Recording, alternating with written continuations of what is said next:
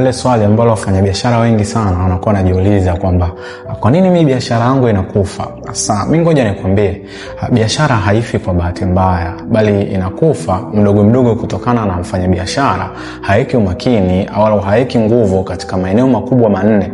Maeneo hayo ni kama yafuatayo. Eneo la kwanza ni kudhibiti mzunguko wa fedha. Kama tunavyojua wafanyabiashara, cash flow imegawanyika katika sehemu mbili. Kuna inflow na outflow.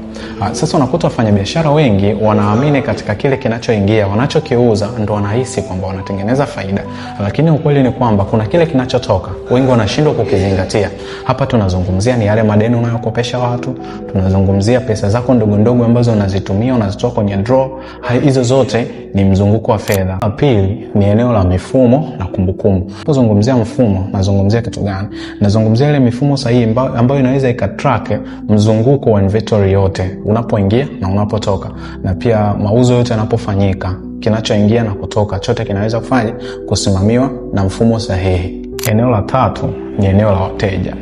Kuna msemo mmoja wanasema kwamba kumpata mteja mpya ni kazi ngumu sana, tofauti na kumbakisha mteja wa zamani.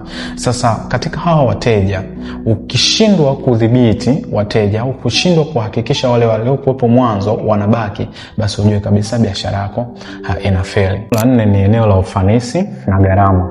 Ninapozungumzia gharama, sizungumzii tu gharama za kifedha, hata muda pia ni gharama. Unakuta mteja anahudumiwa kwa dakika 5, dakika 30, unatumia muda mwingi kurekodi document zako, unatumia muda mwingi kufanya counting ya revenue. Hivi vyote ni vinaingia katika gharama kubwa sana za biashara. Maeneo haya manne ndio maeneo ya muhimu sana kwenye biashara. Ukishindwa kuzingatia haya, ni lazima tu utatoa lawama za kwamba kwa nini siendelei, kwa nini biashara yangu inakufa. Sasa kupitia Levander Post App unaweza ukasimamia yote haya manne kwa pamoja, mahala popote na wakati wowote.